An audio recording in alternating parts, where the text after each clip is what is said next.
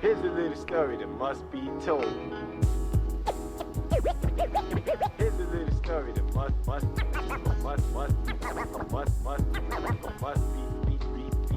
told.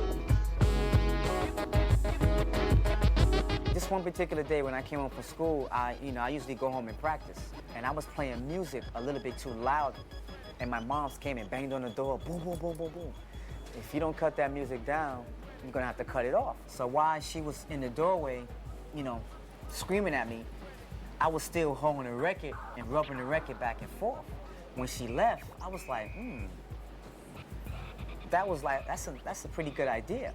So when she left, I experimented with it, a couple of months, a couple of weeks, different records. And then when I was ready, we gave a party, and that's when I first introduced the scratch.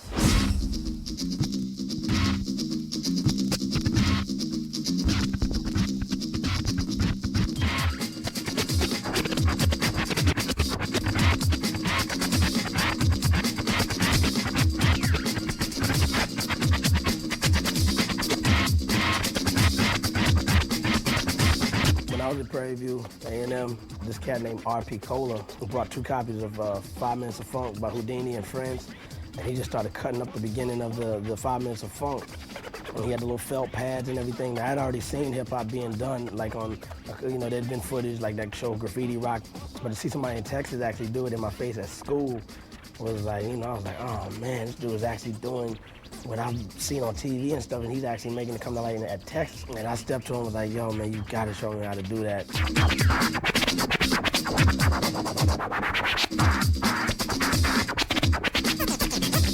The scratching thing, that's always the first thing that usually grabs somebody. How the hell are they doing that, So it's like, that was me. How are they doing that? So I grabbed my mom's, whatever record, Joan Baez record, and I'm scratching it on the turntable, tearing the shit up out of it, and she's not home, so thank God, but she comes home and there's grooves all beat to shit and the record's all busted.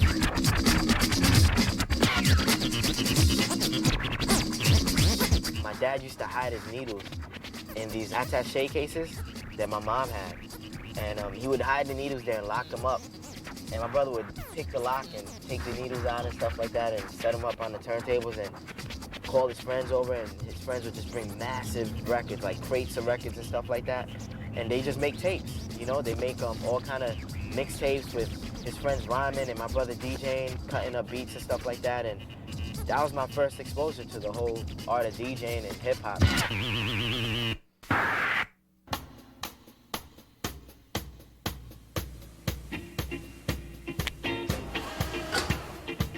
A lot of people get rap and hip-hop mixed up. It's 2 totally different things. When you say rap, you say an MC and a DJ. When you say hip-hop, you say graffiti, you say breakdancing, you say DJs, you say MCs, the way you dress, the way you talk, all the elements into one. That's hip-hop.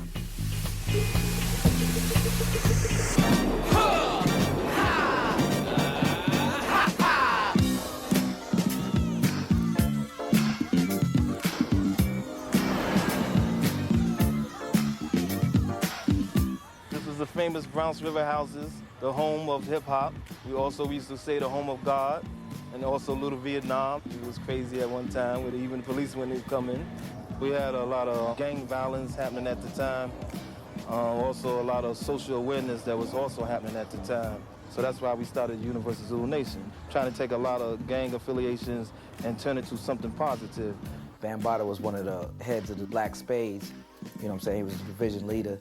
And it was taken from a concept of Bambaataa went to Africa when he was leaving the Spades, and he seen how the black people were living over there, and you know, he adapted this culture. He said, when I go back, I'm gonna start the Zulu Nation. We started organizing a lot of the different people in the street, you know, who had different dance groups, B-boys, B-girls, as well as rappers and graffiti artists all together to make the whole culture. It evolved from us beating each other up to like break dances. I used to break dance myself back before Crazy Legs, before all them cats. Y'all got the moves from me, you know it. Let's dance. Let's dance to the drummer's beat. Let's dance. Let's dance to the drummer's beat.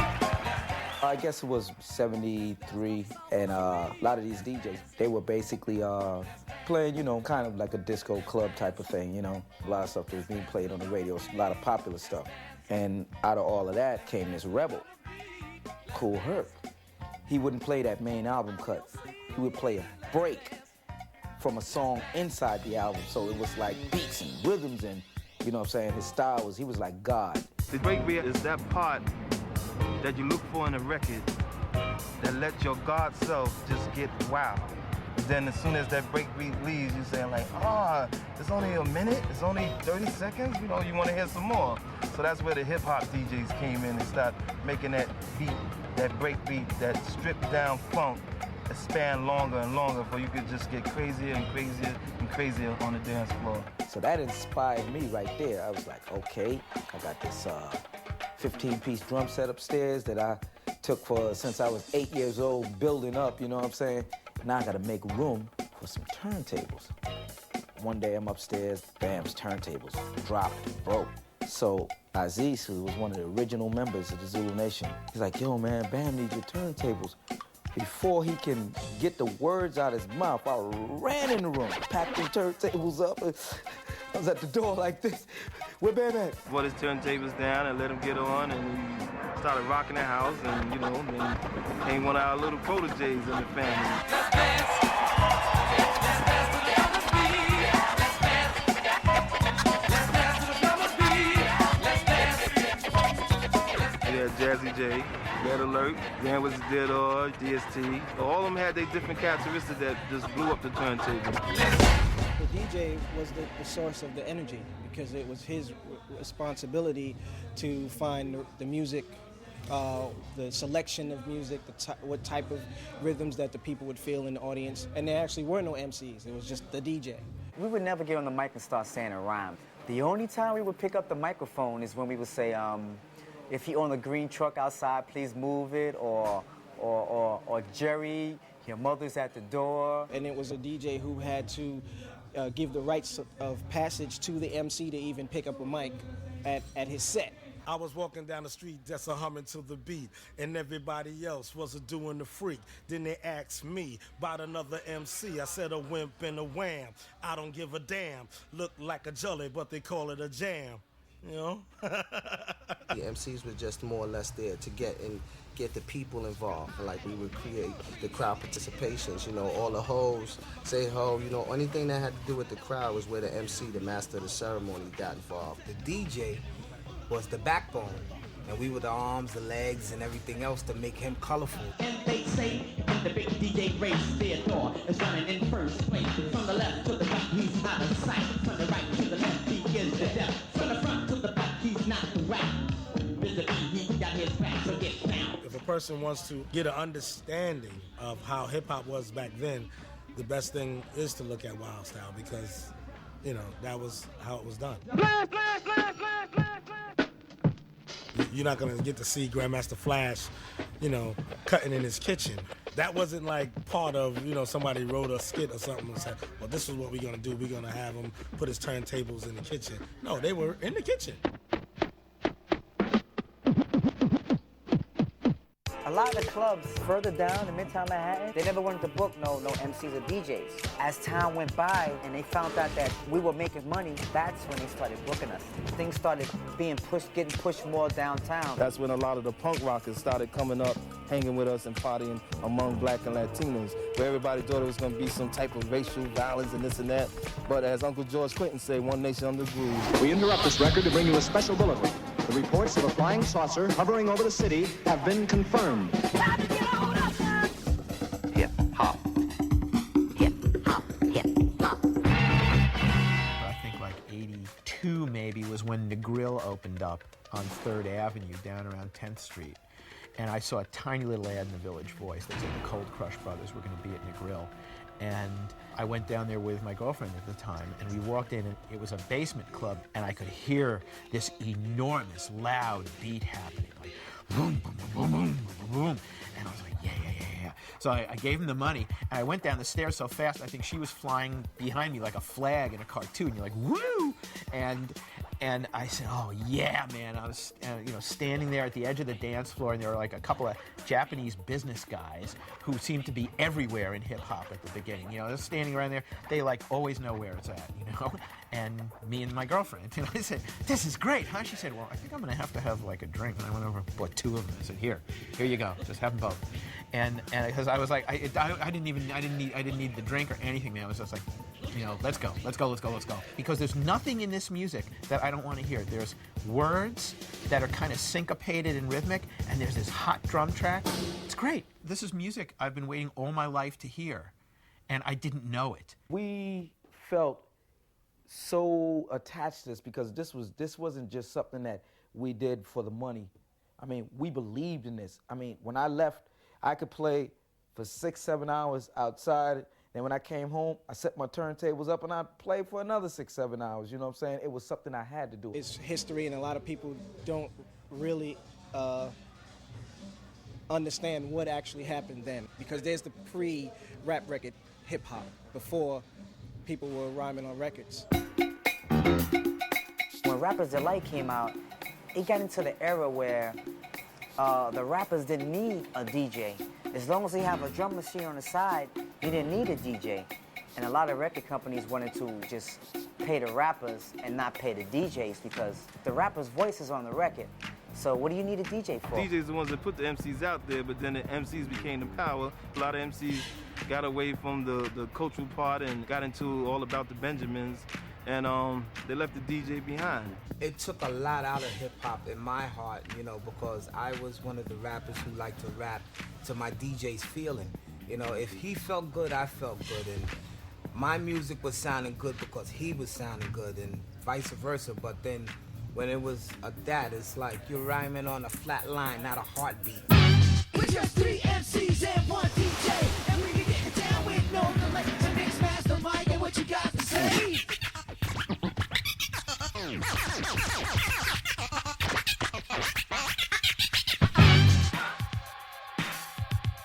Buffalo Gals, Malcolm McLaren. All this scratching's making me itch. Zigga, zigga, zigga. Where's that sound coming from? The zigga, zigga. What is that sound? So one day I turned on the TV. I seen Grand Mixer's DST live in concert with Herbie Hancock. Oh, that's where that zigga, zigga sound comes from. Is that turntable moving back and forth. And then I knew that's what I'm gonna be one day.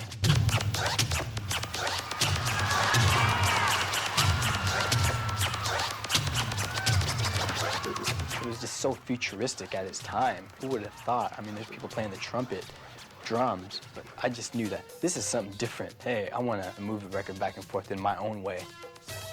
Actually, I couldn't afford turntables at the time, so I bought 2 tape decks. I used to record Halloween spooky sounds or space sounds from 1999, and I would mix off 2 tape decks. And that's where I got my name, Mixmaster Mike. Mike really communicates with the soul of the solar system. And he really, he and a few other, not just know about the aliens, they have the knowledge of having been there. In other words, he knows about Earth because he's here and he's moving around in those stratas, just trying to show the Earth people what's going on. But that he's truly a Zectarian.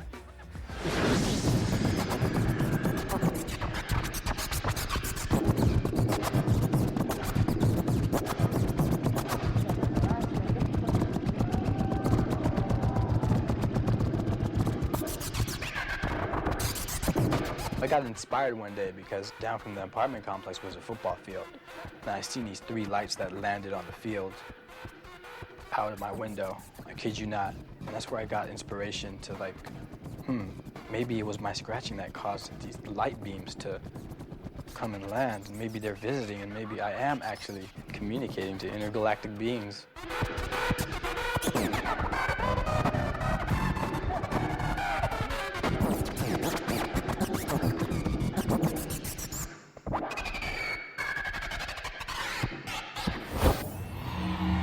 grew up listening to a lot of jazz and funk, and I wanted to be a part of that movement in another way instead of just being a listener.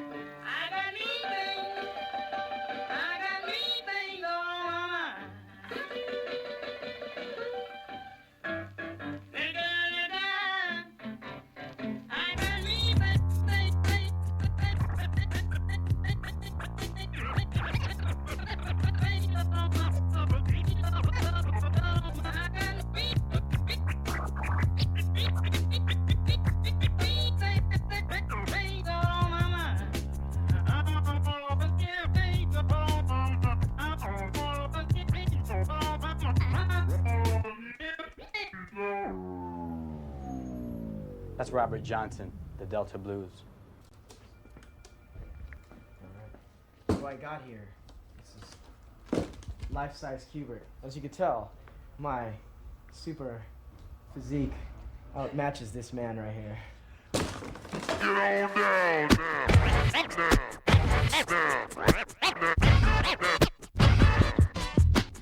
I used to DJ garage parties and stuff, and there'd be some times where I'd do the same garage in other months, and I'd see this kid pop up every now and then, and it would happen to be Qbert. He would like approach me, like, "Yo, I dig what you do, Mike." So I said, "Well, I'll show you some stuff when I come to my apartment." He'd sit there and just watch me practice the whole day. Then in between my practices, he would ask me, "How do you do this? Can you do that again?" My advice, do not show this guy your scratch that you found and developed, because he will take that and understand it so much more than you have. You know, he's like the Louis Armstrong of scratching. You know, even everyone tries to dress like him, except me though. I look a lot better. One day everyone's gonna try to look like Yoga Frog. But for now, we got this guy, the one and only DJ Qbert.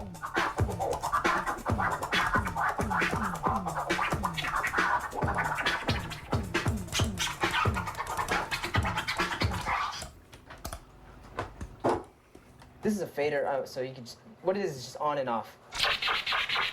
You know, that's all it is. It's kind of like talking, you know, you just speak what you're saying, you know. The more techniques you know, the more, it's like each technique is a word. And so the larger your vocabulary, the more articulate you can speak. Farts, burps.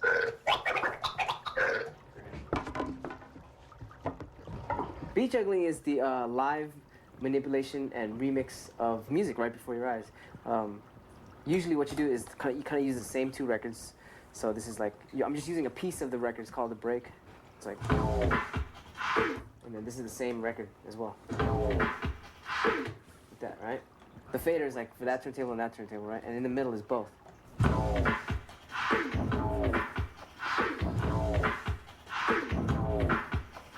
So if you mess with both of those beats, you can go.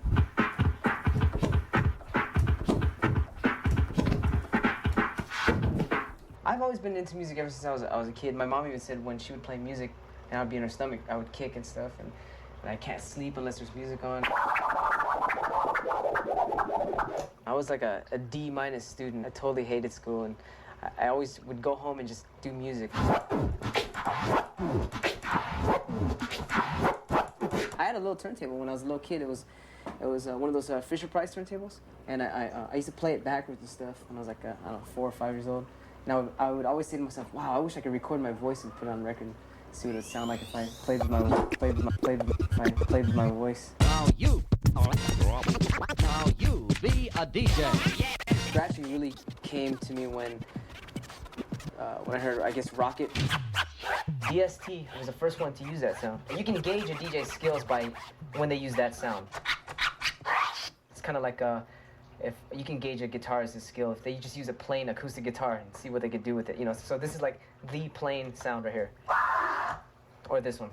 Scratching is like, to me, it's like some other kind of intelligence. Me and Qbert used to practice. That's where we made up the question and answer. I'd scratch the question, and he would give me an answer.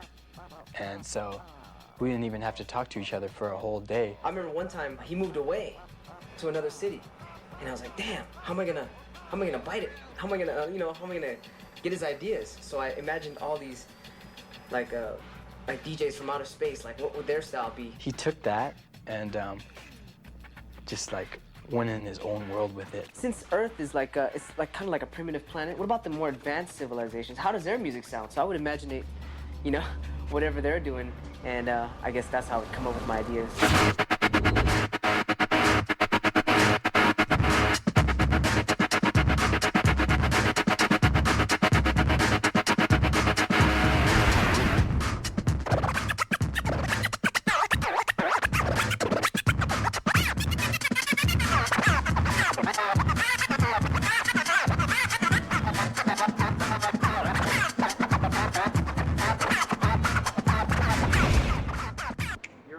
What's up? We are the Bulletproof Scratch Hamsters. Changed our name to the Space Travelers. And, Why is that? We changed our name because of DJ Mars. And we don't give a fuck, actually.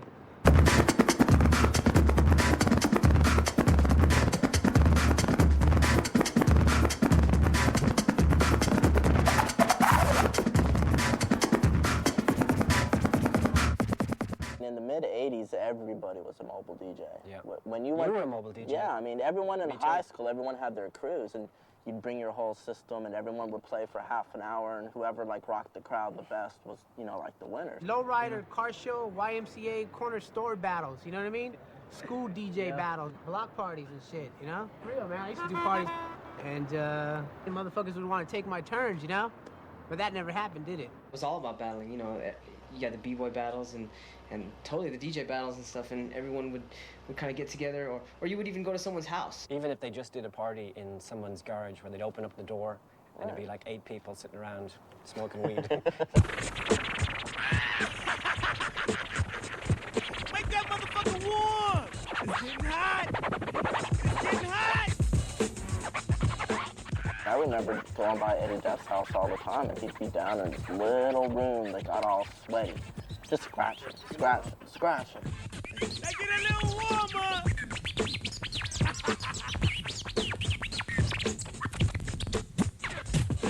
If you're doing something and no one even gives a fuck about what you're doing, and you're just doing it in your bedroom for yourself, like how you really feel, it's like a painter just going crazy. That's what happened, and that's why they would come up, like, say, the Tones, go, this really is cool, you know, and it wasn't like thinking, well, will this work at the club on Saturday night? It was just, let's just do it. It sounds good to me and to these 2 other people in the room with me.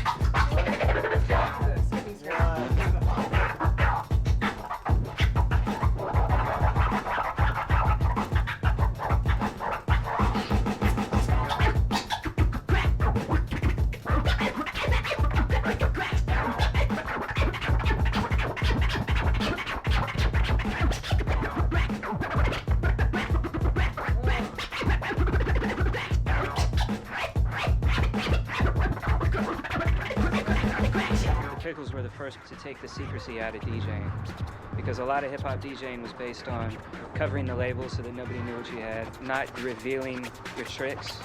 And I think the Pickles were the first people to just be like, hey, here's exactly how to do what we do. We want you to go out and do it better so that we can learn from you. That to me was like that was a giant step forward.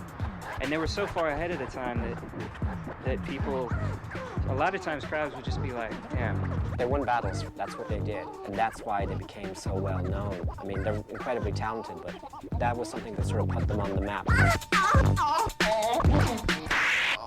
What made it unique was we all had our own individual styles. I was into like scratching horns, and Q had this drum. I was just scratching some drums, practicing, and then Mike comes in with the horn. I don't know, he just walks in the room and says, ooh, and he started scratching with a horn, and from there Apollo came in and said, whoa. Apollo came in with the trumpet stab, and that's how it started. We looked at each other while we were doing it. Sounds like a band, right, guys? Yep. Sounds like an actual band.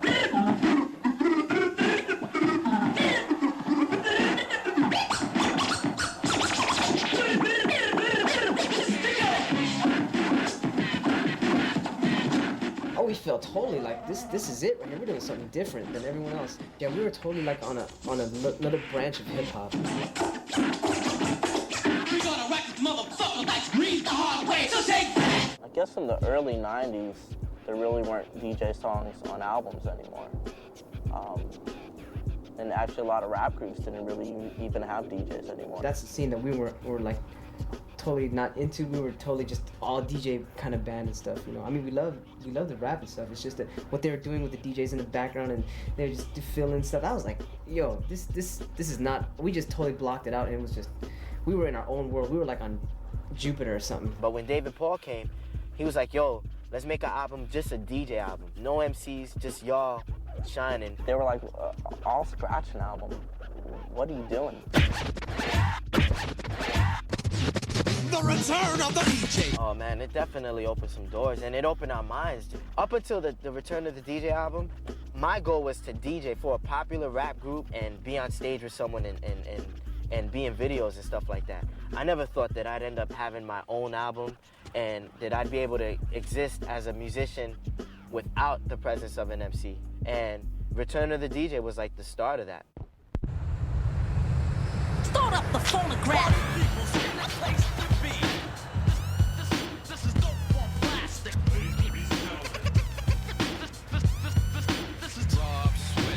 You're in Jackson Heights, Queens right now, and that's basically where I was born and raised.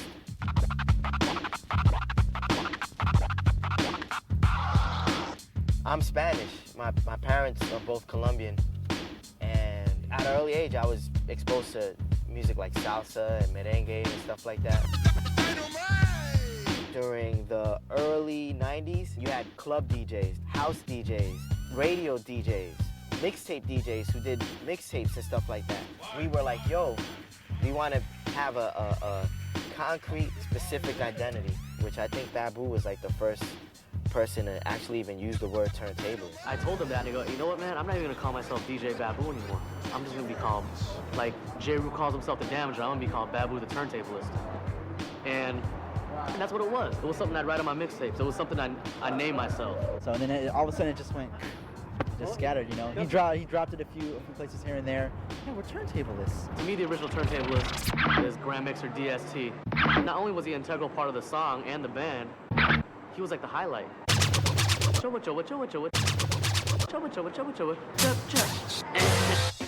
The turntable is a musical instrument as long as you could see it being a musical instrument. You're dealing with notes, you're dealing with measures, you're dealing with timing, you're dealing with rhythm. It's just, you know, different tools, but the outcome is the same, music.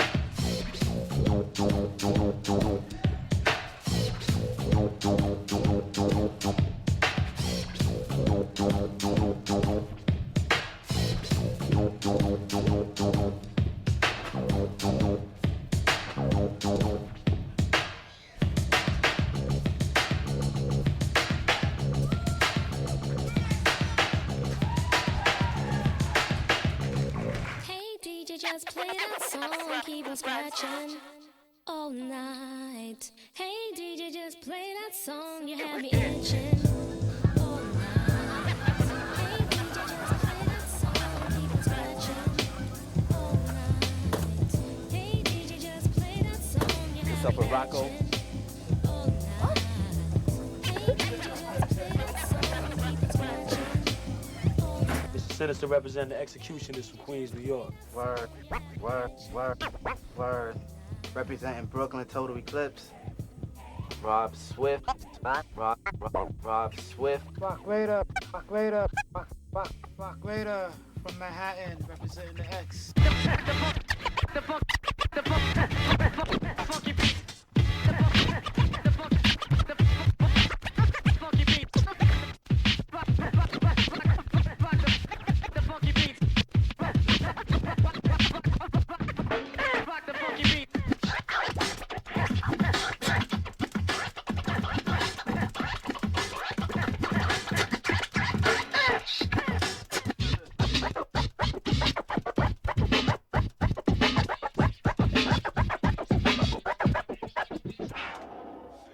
Sometimes you just bump into different things that might sound good. Like, that's what it is freestyling. So right now we was freestyling. We was doing one thing that sounded really good. So we figured we could probably incorporate it into something else that we're doing.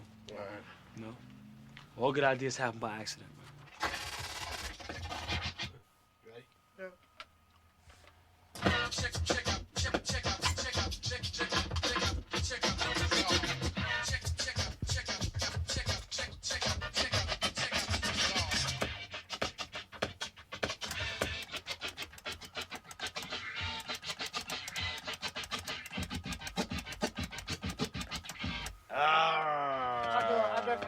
No, those three were good. Just go for the left. After the third one, you just gotta do the end. The last one. The last brown filling, right? To do the last. What you do? Just do burn. Huh? No, like how you.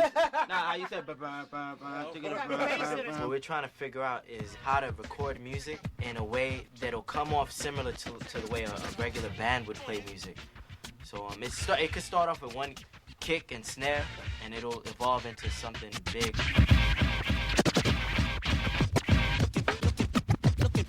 Looking for a style like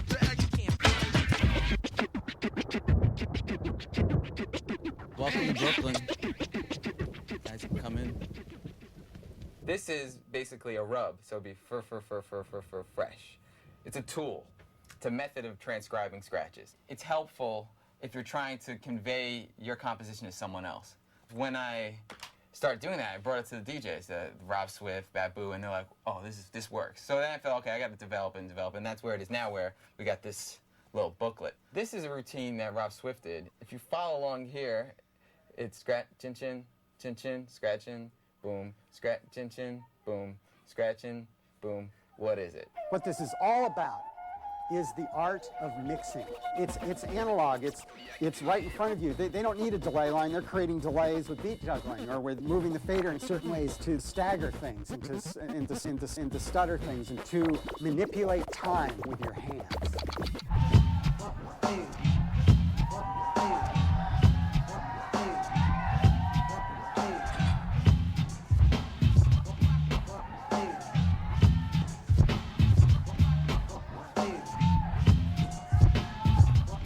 My dad's a professional musician. He wrote the Have a Coke and a Smile jingle. I don't know if you remember that, but so I get a lot of my musical background from that. I had like a traditional music upbringing. I was always in the band. I played piano and drums, and started drums when I was 7. And just all through high school, marching band, snare drum, I can read music, I played trumpet. But with the scratching, I had just heard like wicka wicka, you know, like really easy, simple stuff. I was like, oh, anyone can do that. But then I saw him, and he's like doing all these crazy tricks and all these patterns that some I can't even play on the drums. And I was just like, oh my gosh, I gotta learn how to do that. And he pushed me, and a month after dating, he moved in, and we've been together for the last 4 years. The Turntables moved in with him, and I stopped making fun of it. The first time I heard scratching, really, it probably was like Rocket. It was just like so different and just such a weird sound.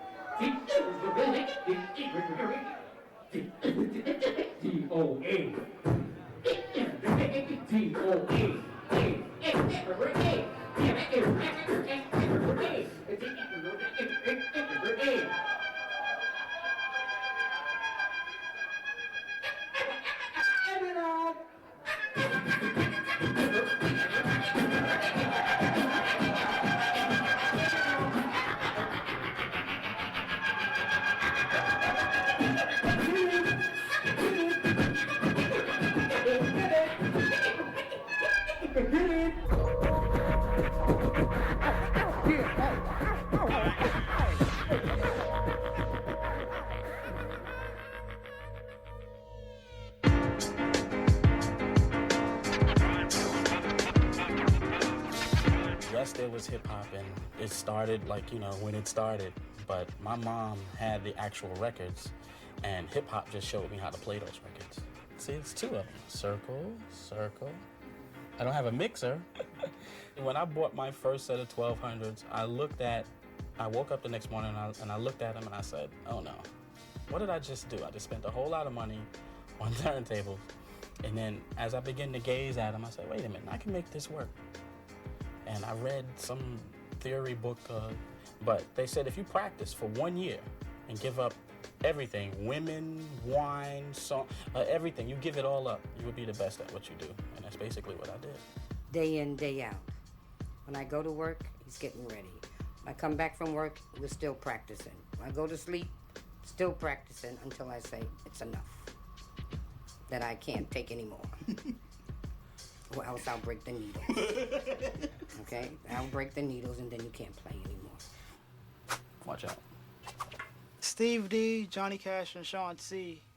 Like, we used to all hang out together, and we used to go up to Steve's house and practice, and we started going with Steve to these battles, because at the time, like, Steve was, like, the illest person out of us. Oh, the wheels are still he.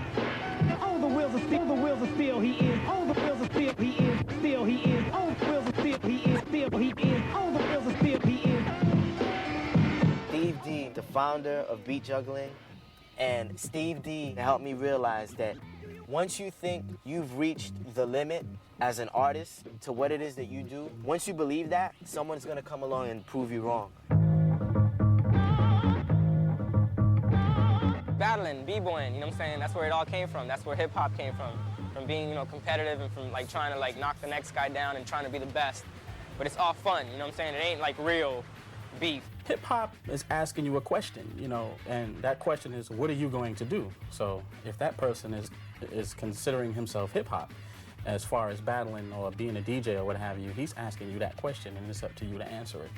And if you don't answer it, you lose. Isn't competition kind of like part of the American way? You know what I'm saying? Like, aren't we all kind of raised to compete in the world and to get ahead the next person? All the time. I'm competitive with anything. You know, I want to be the best at whatever I can be. If it's drawing a straight line, I want to be able to make the straightest line. Because, you know, growing up in Harlem, you know, you have to be tough that way. Understand, this is the motherfucking DMC. U.S. Finals. Somebody gonna leave here and go represent for the U.S. DMC stands for Disco Mix Club. It was a house music competition, and then DJ Cheese from Plainfield, New Jersey, who's the '86 world champion for DMC, when he entered that year, he introduced scratching into it and changed the whole battle. And they went along with it and let it be a hip-hop battle.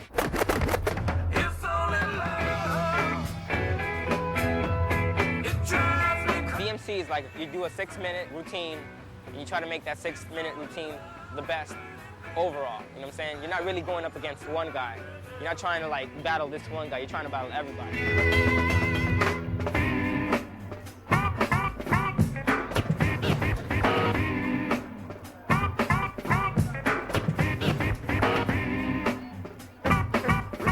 We did 12 heats this year, and they all, you know, managed to win in their own cities or other people's cities, and came out to battle. So everybody was almost a first timer.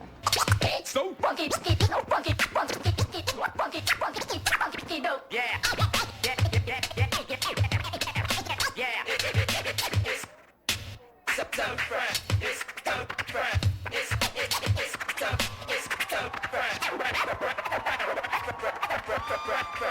in the day, DJ, it was mostly like, you know, you'd mix. You know, if you could mix 2 records, you know, just blend records, you were cool, you know, and you might have like a little, you know, double beat here and there, and then scratching came along, and that was the big thing, you know, scratch, oh, if you could scratch, wow, you could scratch and mix, wow, that's pretty good. Transform. Yeah, if you can transform now, wow, that's another plus. But then it just went bananas when people started beat juggling and then flaring and, you know, just crap. Then after that, then became body tricks. When I won the DMC World Finals, Rob was like a big time help to me right at that point. Like, I used to come into his house, practice, just put my set together, like we were just putting our song together. We just were like, hey, it'll be dope if you do this at that point, and just a lot of input, a lot of help.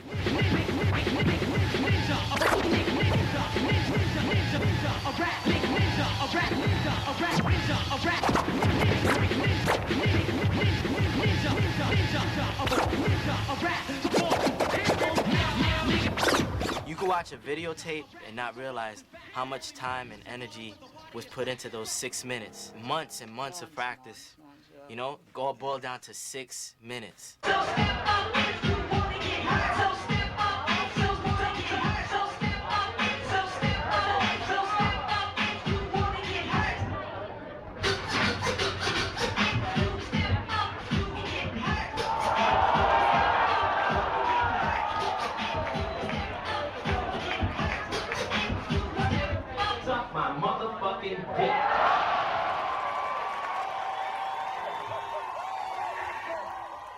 Once you get in front of the set and it's like, you're going to compete against him, I'm not his friend anymore.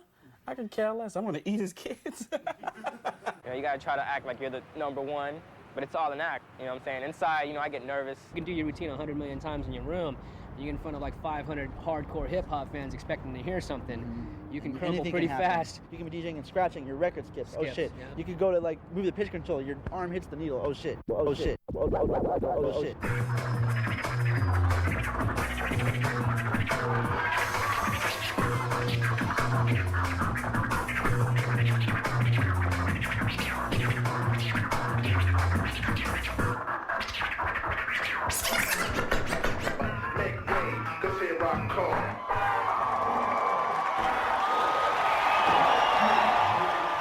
I like the interesting ones, Mysterio, Snake Eyes. You know, the ones that come out bugged out. They're not afraid to look different or do anything different.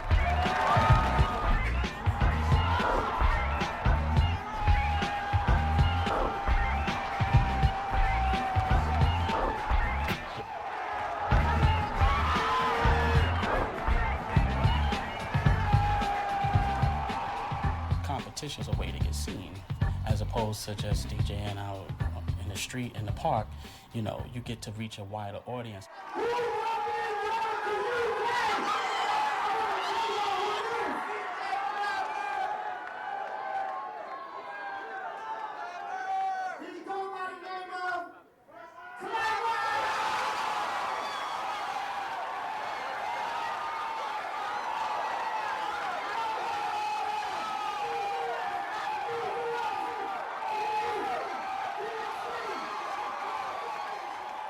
The winner from tonight, he goes to DMC World Championships and he battles through the eliminations to see if he places, which usually US DJs do place. And then he'll eventually go up against Craze.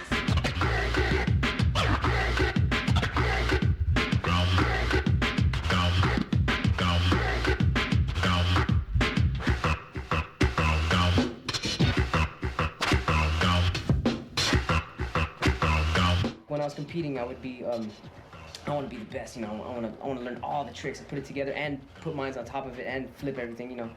And then I guess now I'm more like of a soul searcher, where I kind of try to outdo what I did yesterday and kind of just do it for the love without competing against anyone else but myself now. They just get over it. It's so stressful and it's too much. It's too much to like stress all year planning the routines. Even Craze said it, you know, after this third time he's done, whether he wins or loses. And 20 years from now, I want to look back and I want to be like, yo, I had fun when I was like 20. And I was doing all this crazy shit with the turntablism stuff. I don't want to look back and be like, yeah, man, I was representing. I was keeping it real. You know what I'm saying? I don't want to, you know what I'm saying? I'm having fun, and that's what it's all about. Let's see here. Who you want to pick a card? Any card? No, let me just see. Let me see. I got Rex in effect. I played with Dougie. That's my first playage. And then Toshinobu Kubota, Toshi for short. Then there's Guy, Luke Skywalker, both times with 2 Live Crew, Blackstreet. It's all fun when you DJ with a group because you get to showcase you. If you ask some of the turntablists, you know, what groups you DJ for? Huh? What group? You know what I mean? And it's like, you can't tack any medals onto the trophy that they may have that's sitting there. It's like they didn't go any further, you know, and I think that they need to get, if they want to elevate the art form, it has to be on a bigger platform. You know what I mean? With whether you're performing in the studio or performing with another kind of artist, just take it there. 10, come on, 9, come on, 8, come on, 7, come on, 6, come on, 5, come on, 4, 3, 2, 1, Give it up for DJ Kool and DJ Plongez.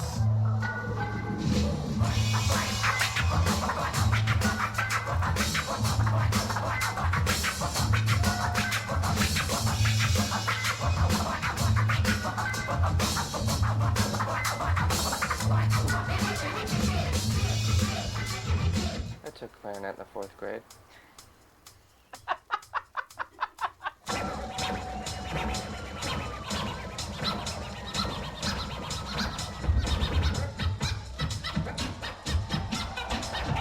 I got my first drum at 5, and then I started playing on a set at 11, 12 years old, somewhere in that range. Then I got into turntables, or then I got into beat making, then I got into turntables, but I don't know how to play anything, you know, I don't know how to play the piano, anything melodic I don't know how to play.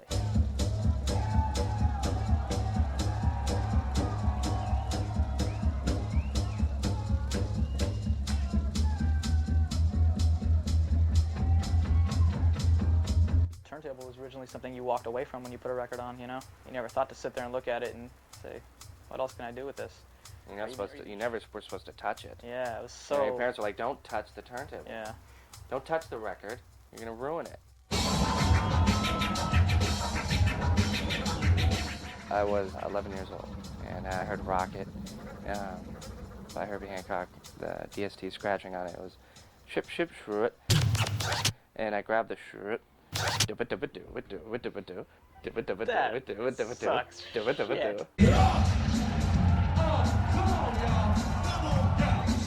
know us, but it's not the cold rush. For MCs, so we ain't the furious, not the force MCs or the three from treacherous. It's a blast from the past, from the moment we bust. From whatever we touch, we hold platinum plus. But if our shit go rust, still ain't got we trust. Cause it's the second coming, this laying rhyme so stunning. And keep it running, and give a shout out to London. Keep it on, it's never born to the early morn. Sunset till dawn. I got a word abundance, whole kids, by the hundred. Top speed, guaranteed, we still running. Evil bastard, with my terror tactics. Why you rockin' plastic? Treating all your bands like fanatics. We take a up a bed, coming in tight, that's up a bed, pop a bed. Pressure looking me where the we get there. DJ is spinning the records that make up the music so people can focus whenever the mic has been passed to. Jurassic create songs with each other. We go about it in different ways. A lot of times, Pat or I will have a beat, and we will come to the table with a beat. Are you guys feeling this? Yes or no? Sometimes they're in here writing it, sometimes they write on their own, sometimes they write together. There's been tracks where the beat's been playing in the studio while everybody's just vibing out, just talking. There's times when we don't really have the rhyme, or the guys don't really have the rhyme together, and they lay down this mock track just to see how it goes, just to get the patterns and the fluctuations and everything. Go back and fill them with the words so I can go later back and program it around what they're doing. It's fun, but it's always a challenge. Y'all know Babu out there? My people's on the right, y'all know Babu? Yeah. Come on, attention, ladies and gentlemen, fans and DJ for my day in the night. When we put down the mic, thinking these are later people. Brings heat, that's guaranteed, for sure. A pure mixture. Some try to do the same, but they style ain't pure. A carbon copy. That's right, every comes out so sloppy. Lust off and Chris. Yo, to me it don't matter how dope you write or look. MCs without a voice should write a book. For this era right now, I guess, for what the media has portrayed as rap music has been very limited.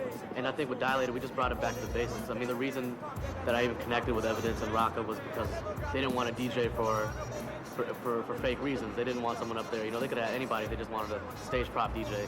But they themselves are very involved in all the elements of the culture of hip-hop. They both started as graffiti writers and applied those same mentalities to their MCing, and Evidence also as a producer. So their respect for the DJ goes without question. You know, so for me to be involved in any aspect of the group, whether it's recording, on stage, interviews, anything like that, you know, they totally include me as a complete third of the group. And feels right. This is a show vinyl I put together for the Beastie Boys, and I put like drum hits before each name, so it sounds like.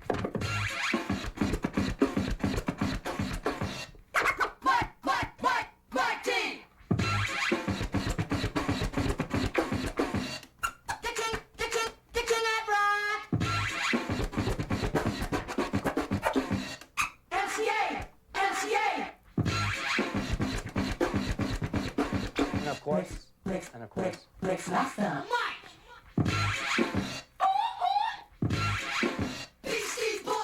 there'll be times when I'll start scratching some roosters for no reason.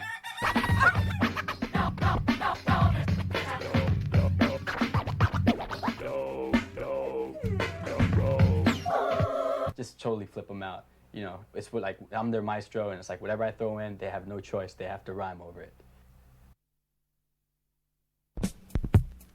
Come down into the dungeon.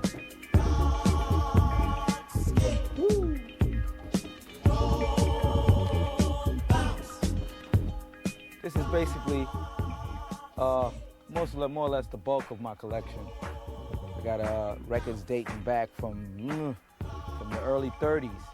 You know what I'm saying? Got some vintage hip hop. Even got a little Chuck Berry right there. Chucky baby. Yeah, I got 300,000 or 400,000 altogether I have in the house. Doubles of a lot of things, you know, rare cuts and some garbage.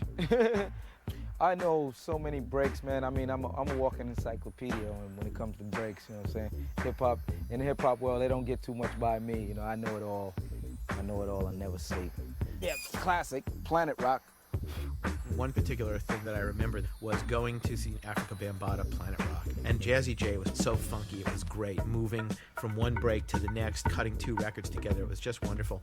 And Bambaataa would be, you know, looking at the crowd, you know, being the sort of inscrutable master of records. Sam would feed me the records and I'd just go off. Once I get into a zone, it's like you can't even talk to me. I start hopping back and forth. At one point, took out a 45, slips it over Jazzy J's shoulder. And, you know, Jazzy J looks up and takes it. Bam would point to the line, play the second cut. Play the second cut, the break is right there. Puts on the 45, and this break comes to the end, and then voop, voop, voop, boom, he lets it go. And I was sitting there, I was like, wait a minute, what? And it was the opening break from the Shirley Ellis record, The Clapping Song, which I think the last time I heard that, I was 9. And I really liked it when I was 9. And all of a sudden, everybody's dancing to this funky break, and I thought, that's fucking amazing. Africa Bambaataa, master of records.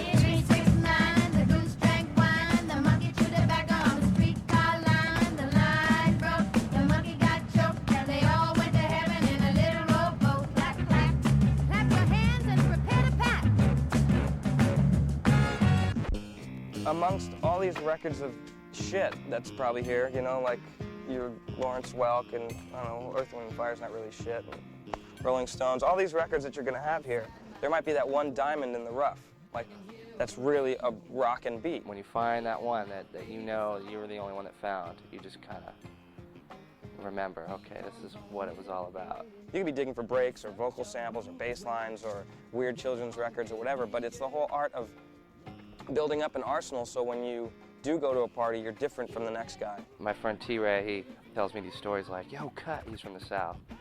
No, he's from South Carolina. He's like, yo, Cut, you know, I could go into a town and just, I could just smell the records. It's like, I pull in and oh, honey, we gotta stop. There's some records in this town, you know? You're digging all day when you find that one record, you know, it's at the end of the crate, you're dusty, you stink, you know? And it's a whole culture. I mean, it's that whole, like, you got it on vinyl? You got 2 copies on vinyl? It's like that always thing you're asking. It's like your drug. You got that? And this happened to me when I went to North Carolina. Okay, just look in the yellow pages under R for records, and we'll find stores. Phone page is ripped out. Somebody got there before us looking for records. I talked to T-Ray, and he was just like, oh, yeah, man. Oh, no, you won't be able to find a phone book with records, you know, listed in there, because I tore them all out already. So I'm like, oh, man. DJ Shadow. He's the king of digging. No one's iller than him. He's got a keen sense. He's got the spidey sense. He comes here regularly and spends the day usually going through the records downstairs. And he's been coming here for a long time. And he always comes up with a big stack of records like that.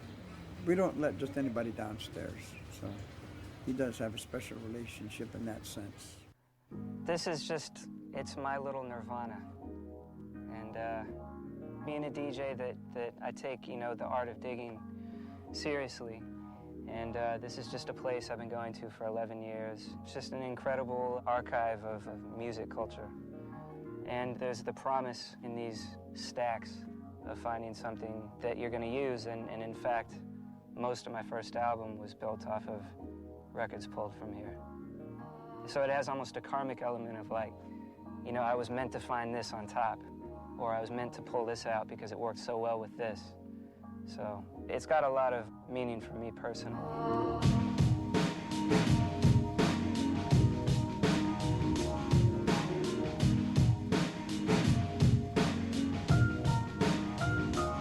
Me and my buddy Stan that I used to dig with, he was a graffiti writer. We used to come here just looking for things like, you know, Incredible Bongo Band and stuff. Every now and then we'd buy things and Ed or Mark or someone will say, oh yeah, we got a ton of these in the basement, or, you know, oh, you should see the basement if you think this is something. So after like 5 years of hearing this, I just decided to can I just take a look? And we came down here and I couldn't believe that there was still something like this, a cache this large, and the fact that it's relatively untouched.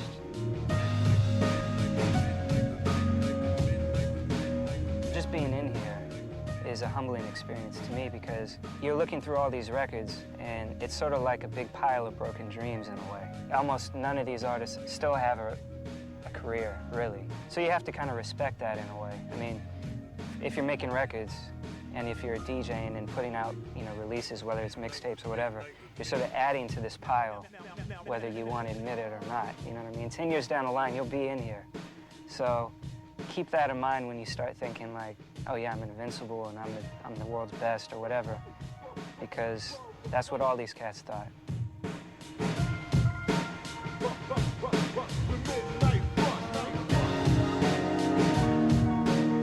Over here is where I was digging and there was a mummified bat under one of the records. That was nice. Watch your step here. Do you smell the gas? It smells like gas. I guess that's just the records. I honestly feel like the people that dig don't stop digging because it's a part of who we are. People that don't, you don't have to. It's not going to make a bad DJ good, but it'll make a good DJ better. Midnight. We're going to do a song that you never heard before. Double D and Steinsky put out Lesson 3, and it was like a couple years after it came out. I heard it like in '86. And this was essentially like literally a lesson in all the old breaks being played by themselves from front to back in order, a cohesive way that just, you know, it was groundbreaking. The torch has been passed to a new generation of Americans. Lesson 3. It was a fusing of a lot of funk music and being able to take all these spoken word elements. And it became this increasing series of left turns where all of a sudden it was like, oh yeah, right, man, great. This is like, we can put Humphrey Bogart over this, and I have this seance record that we can use. When I heard that, that was, I mean, over the years, I always kept referencing that track. So when it came time for me to make my first record, I called it Lesson 4. And just so happened that a few hundred miles away, Cut Chemist was doing the same thing. For the same reasons. Lesson 2. That was the first time I've ever heard breaks, old records with drum beats on them. I listened to it and I was like, wow, this record was made entirely from records. And I just went bananas. I said, this is it. This is the missing piece, you know, to hip-hop for me.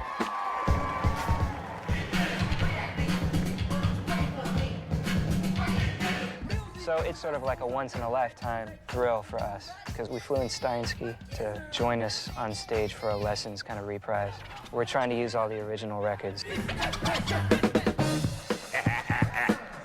I'm like a radio DJ, you know, as the first record ends, the next record begins. And these guys, they knew that these were studio creations.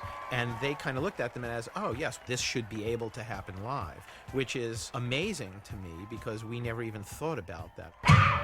And say to me, what does it all mean? A lot of those groups that I was brought up on, from the Commodores to Earth, Wind & Fire to Al Green, Curtis Mayfield, all that, the sounds that they did back then, they don't do them like that no more. They started getting into the computer generation and newer equipment, and that style died, and the funk just didn't sound rugged like it used to. It's something about that, just that beat, man. It moves you in a certain way before you even hear vocals. It's a driving force.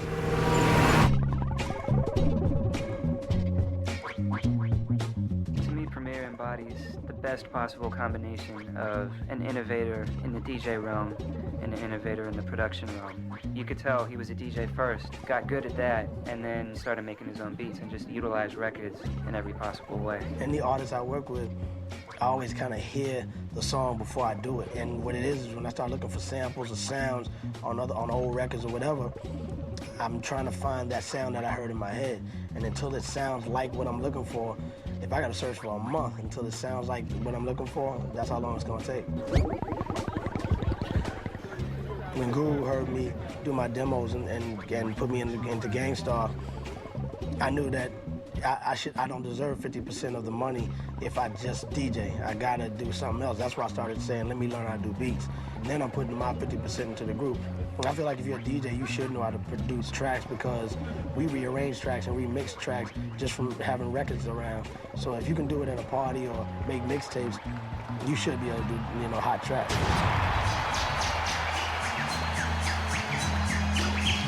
What's up, California? What the fuck's going on, California? Yeah, that's my man DJ Premier. I am the guru. We are gangsta. Take this for example, young niggas want rep in the life you're living. You can't ask them. It starts with the young ones doing crime for fun. If you ain't down, you get played out, son. So let's get a car, you know what fly whip. I never wanted to be an MC. I rock the mic when I'm on stage and I command the crowd and I do all that because I learned from the old school and how to get a crowd to cooperate. It's a certain way you have to talk to them. I can say, come on everybody, let's get your hands up. They gonna sit there, but if you say it to them like, yo, blah, blah, blah, and you kick it to them with the proper attitude, they're gonna wanna get down with you. They might say that we're a menace to society, but at the same time I say, why is it me? Am I the target for destruction? What about the system? A total corruption.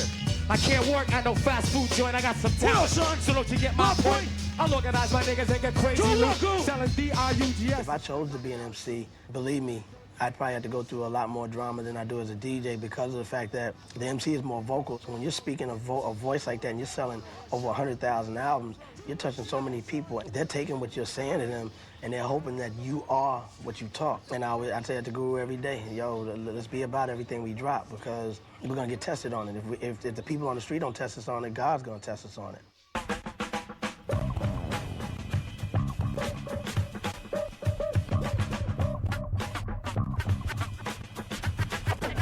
Making your own vinyl is, it adds a different level from when I was just playing other people's records and can just, I kind of had to go with whatever their format was.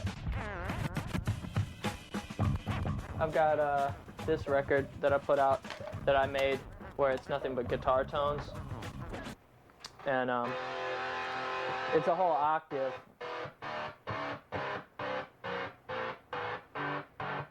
So you can play it like an instrument.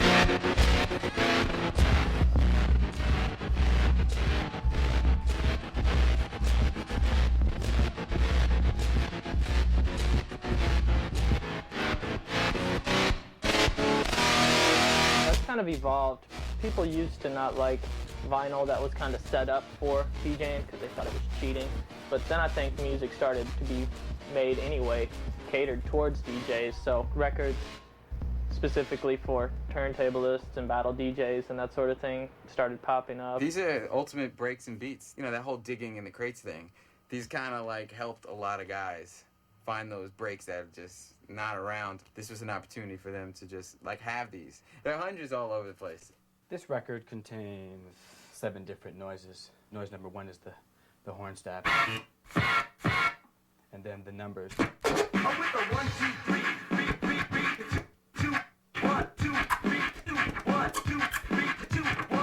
1, 2, 3, and then the tweak tone, and then the crash.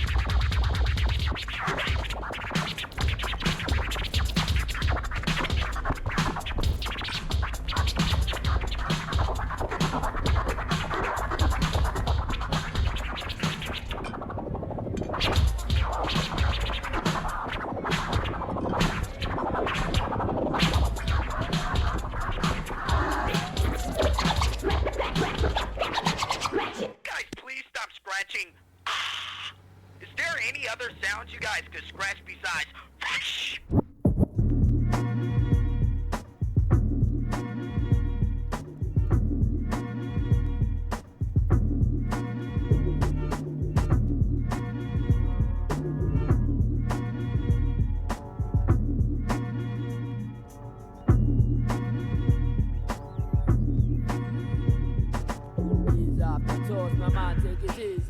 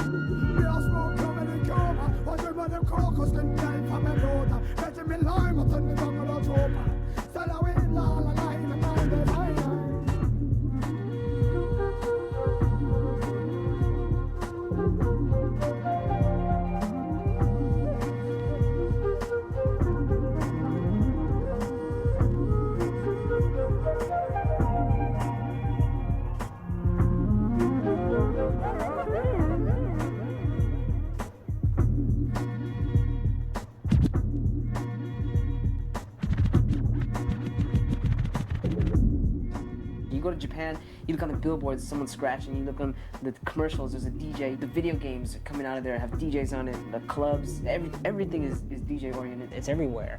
Everywhere you go, people are buying turntables, people are scratching. Just in the amount of DJs, I mean, it's thousands of new ones every day. Kids want turntables and a mixer when they graduate from high school. They don't want a car, they want turntables and a mixer. I'm gonna read through the order one more time. So we're gonna start off with Will, DJ Spaz. Second, Daniel, DJ Froth. So after Daniel, we got Mike, DJ Tech, David, DJ Static. Then we're gonna do a set from the rappers. Show me what records to put on them. So anyway, I think the most important thing is that you guys enjoy yourselves when you do it.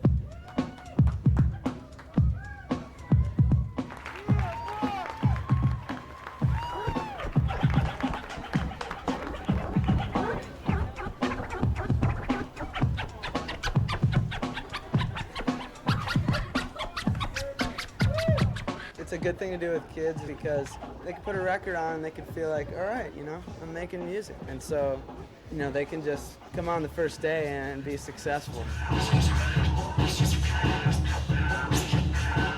And they're nervous enough just in class doing it in front of other kids sometimes, but doing it here, it's a huge room, and even if they're all not standing right in front of the stage, there's 100 people in the room. They're nervous.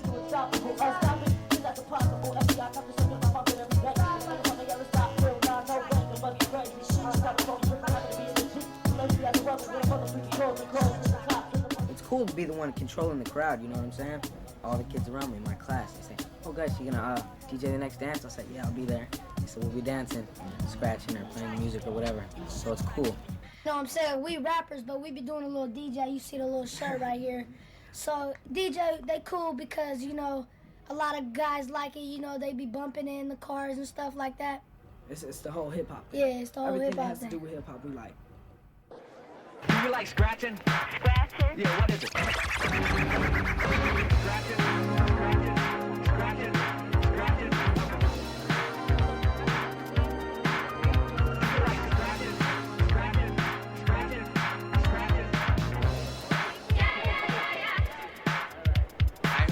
That in England, in the last few years, that turntables are outselling guitars. There's no doubt about it that the DJ industry has doubled in size in the last year alone and has captured the American youth in the same style that youth were playing guitars and drums back in the 60s. The turntablist guys have really made a big splash. There are competitions like Disco Mix Club, ITF, have really fueled innovation. You have people like Qbert and Rock Raider, Mixmaster Mike. It's definitely booming. Hip-hop has been wonderful to us as a company.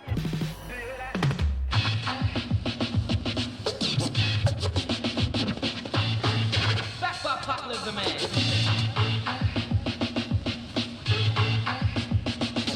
When they have a demonstration, it's just the area is packed. There's people standing all over the place. We've had some legendary guitar players, we get 10 or 12 people, I spent all this time woodshine to learn all these licks and everything, musical theory and everything, and these guys come along, scratching up the place. I've tried out myself, but I didn't know what they're doing. They could do some really neat stuff with it. But I guess honestly, I hope it doesn't become another instrument out there. I don't know, that'd just be a letdown. The turntable can entertain you for a while, but if you are only entertained that way, then you are eventually going to be dull. Kind of a silly way of making a noise that's not too pleasant to ears. Without musical instrumentation, what do they have to scratch? What are they gonna do when electricity runs out and they're stuck with acoustic guitars? I don't know.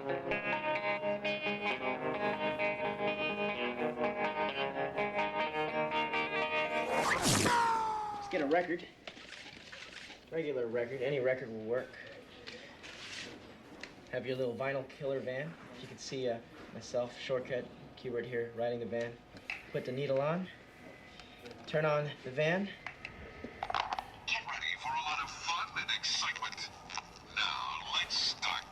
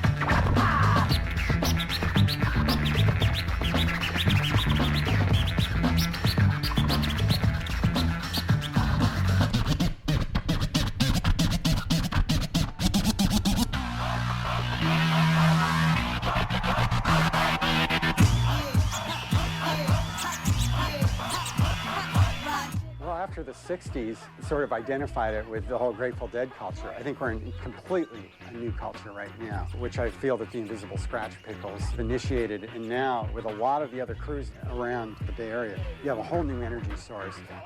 For Filipinos, or American Filipinos at least, we don't really have role models, you know, as far as mass media goes. You know, there's no athletes, there's no actors, you know, we have our parents and Qbert.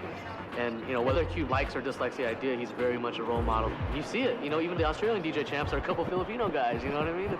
It's more than a coincidence, you know, and I really attribute it to Qbert and Mike and Apollo, like, putting the DJing out there so much. Invisible Scratch Pickles' presence, you just kind of go, uh-oh. Because, you know, I mean, they're the most influential DJs that have ever lived.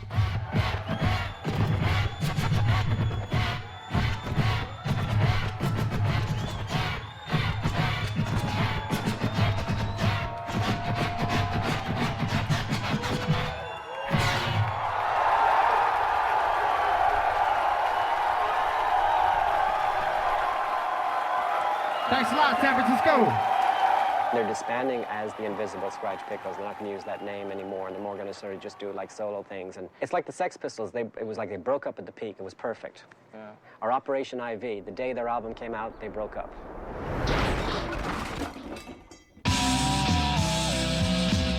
I'm waiting for the DJ PlayStation game. You got your Burger King DJ, you know what I mean?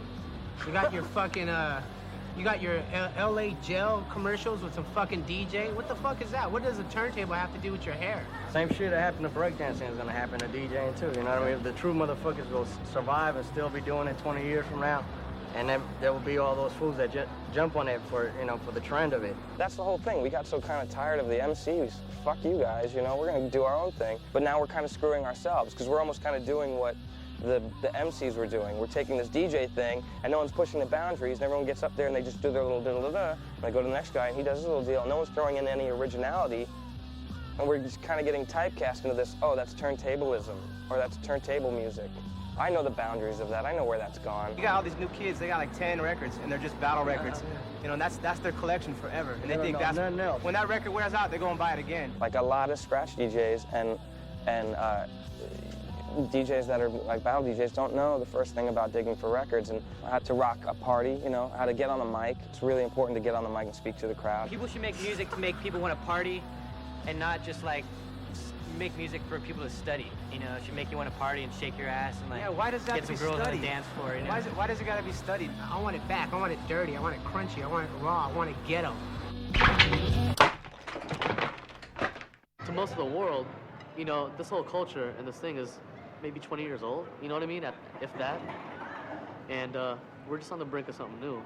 And I just know right now, it doesn't really bother me because I just know, I look at the kids who are into it now, and they're obsessed like I am. And I see them not quitting anytime soon.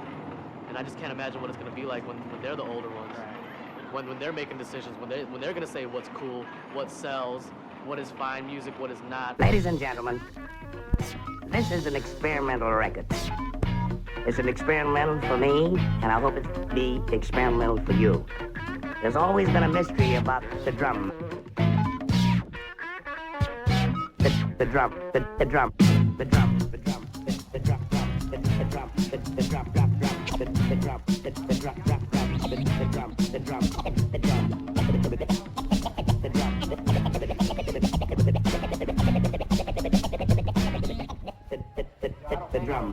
Improvising. We've got our turntables, we've got a crowd, and the collective goal of making the crowd rock.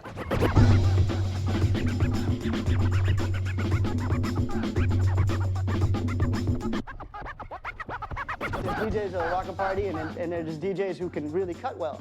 But what we try to do with the Future Primitive is bring those worlds together. The party rocker, the guy who collects deep breaks, the producer-minded individual, people who are like in there digging non-stop. That's the backbone, like in a jazz band, that's the drummer. And then you have the soloist, the turntablist, the scratcher, taking you on those abstractions. 2, 3, break!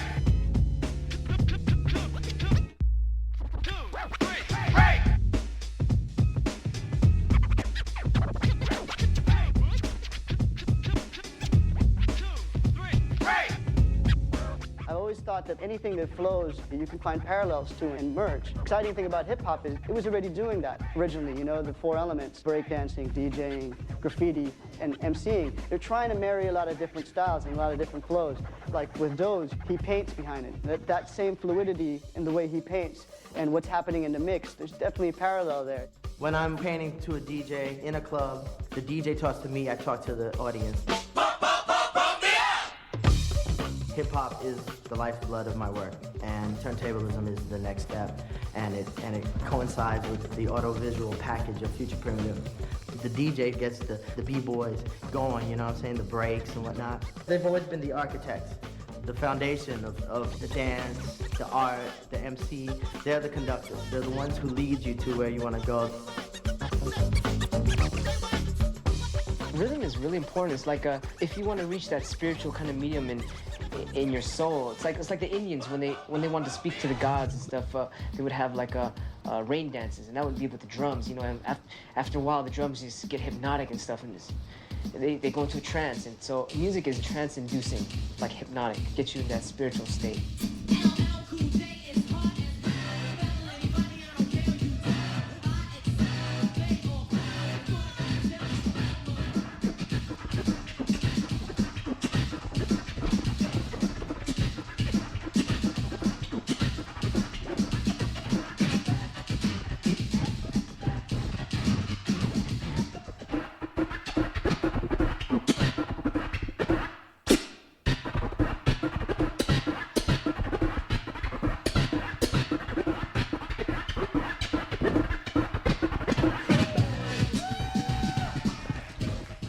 Called the zone or a nirvana. You know, you just totally you're just all into it. You know, you're just getting the whole. It's like you're not playing the instrument. It's like you're the instrument and the universe is playing you.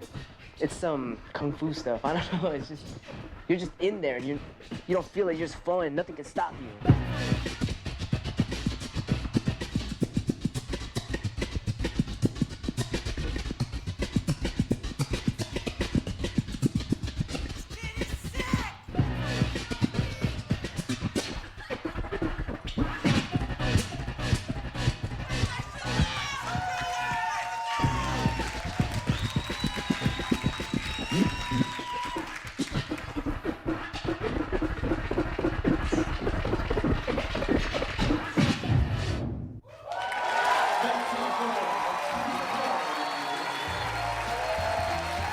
I used to go by the name of Grand Wizzard DXT.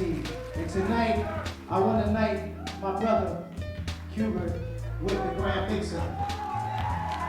So Qbert,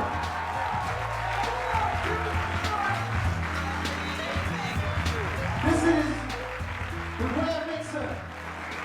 You know, when you're standing at a turntable, and you sit there and you watching it turn, and you think about what you're gonna do with that turntable to freak people out. It's a heavy thing, man. It's something that you gotta really interact with that turntable, watching it spin, looking at it time after time after time. And it's very obvious that this brother has been indoors for a long time, many hours. I know, because I used to do the same thing. And to see somebody take something to the next level and pass that baton, then he deserves that right to use that name. The Grand Wizzard Qbert. Now it's time for our wrap-up. Let's give it everything we've got. Ready? Begin. I believe everyone is one. Everything is one whole big ball of energy, kind of like the Star Wars thing about the Force. You know, everything is just, everyone's connected here, and we're all just like one energy. Like we think we're separated, but everyone affects everyone. When you find out you're not separated, it's like, everyone is a limb of one whole thing. So why would you want to hurt your hand or hurt your fingers or hurt your arms when you know that that person is part of you? So in order to help people, I make music for them and, you know, teach people about scratching and I guess try to brighten up their lives or whatever. You know, that's my whole destiny on this earth. Qbert and Mixmaster Mike, and they all tell me, hey man, when we saw you, that was it. And I know that I've affected the population of the planet Earth. That's a great feeling. I feel that people today are realizing that what they're doing now came from somewhere. In order for it to go any further, it has to go around a 360 in order for it to go even further. And I always say, you have to know where hip-hop's been in order to know where it's going. You have to. You have to. Well, I always know things goes into cycles, and it's all coming together. I just hope to see it be intergalactic. Since we are becoming galactic humans, you know, we're trying to get to Mars and Jupiter and all that, so I'm ready to see it on all the other planets in our solar system. Not the 9 planets, but the 12 or 13 that's out there. That's what I'd like to do with turntables. Show the world that, you know, there's something really cool out there, you know? Something different.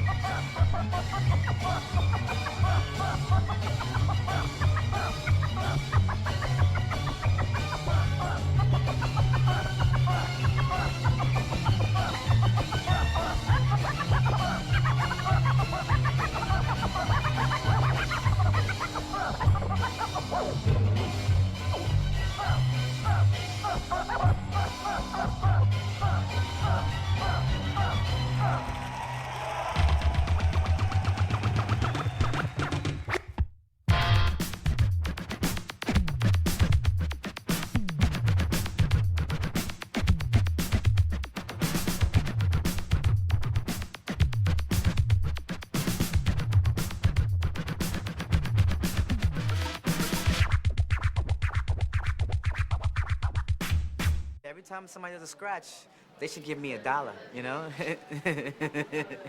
You know, I really feel that.